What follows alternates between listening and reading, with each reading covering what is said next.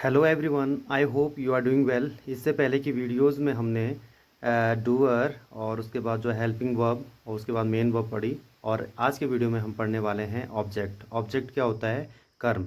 कर्म जो है दो प्रकार का होता है, एक होता है इनडायरेक्ट और एक होता है डायरेक्ट। इनडायरेक्ट और डायरेक्ट में अंतर क्या है कि जैसे कोई भी व्यक्ति है, किसी को हमने कोई वस्तु दी, तो हमने किसको दी वस्तु? किसी व्यक्ति को दी, तो वो इनडायरेक्ट वाले में आएगा। और डायरेक्ट वाले में आएगा जो वस्तु हमने उस व्यक्ति को दी, तो वो वस्तु जो है डायरेक्ट वाले में आएगी। तो यहाँ पर जो है बहुत ही सिंपल है। डायरेक्ट मैंने आप देख रहे होंगे, पहले मैंने इनडायरेक्ट लिखा हुआ है, फिर मैंने डायरेक्ट लिखा हुआ है। तो इसका मतलब ये है कि जैसे हम लोग कोई सेंटेंस बनाते हैं तो इनडायरेक्ट वाले को हम पहले रखते हैं और डायरेक्ट वाले को बाद में। रखने के लिए इसको बाद में भी रखा जा सकता है, लेकिन थोड़ा टू करके फिर उसको जोड़ना होता है। अभी फ़िलहाल मैंने जो है डायरेक्ट बिना टूल लगाए हुए जो है हम इसको सीधा इस्तेमाल कर सकते हैं। जैसे I gave him a pen, इस तरीके से मैंने उसको दिया, क्या दिया? एक पेन दिया।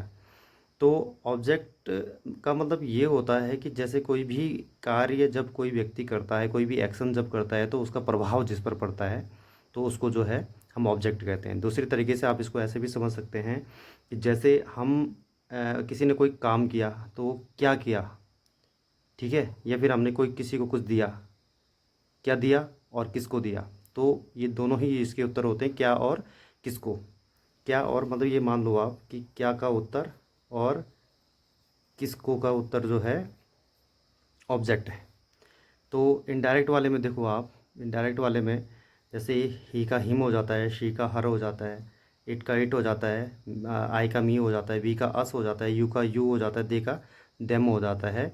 जैसे I gave him a pen, I gave him a pencil, I gave him 500 rupees, ठीक है। और जैसे कि कोई हमें अंग्रेजी पढ़ाता है, तो हम लिख सकते हैं जैसे जो है ही टीचेज़ मी इंग्लिश, इस तरीके से इसको हम बना सकते हैं।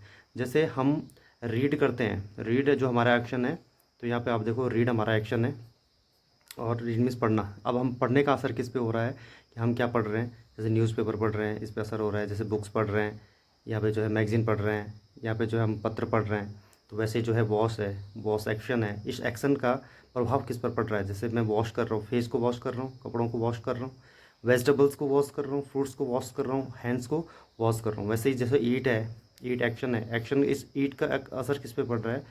यहाँ पर समोसा है, डोसा है, पिज्ज़ा है, पाव भाजी है, जलेबी है। और यहाँ पे जब eating breakfast, eating lunch, eating dinner, ये सब पे असर पड़ रहा है ईट का। तो ये सब हमारे क्या हैं?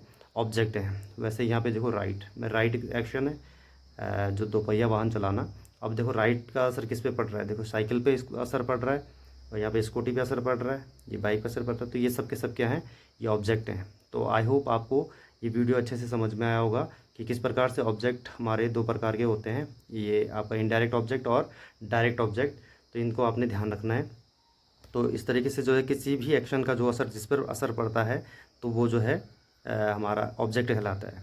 तो सेंटेंस स्ट्रक्चर हमने देखा कि सबसे पहले डूअर होता है, फिर हेल्पिंग वर्ब होती है, फिर मेन वर्ब होती है, और उसके बाद जो है हमारा लास्ट में ऑब्जेक्ट होता है। तो आज के वीडियो में हमने सेंटेंस स्ट्रक्चर पूरा कंप्लीटली समझ लिया है, और आगे आने वाली वीडियोस में भी हम लोग जो है इसी प्रकार के और भी चीज़ें डिस्कस करेंगे। तो आप हमारे साथ वीडियो में बने रहें।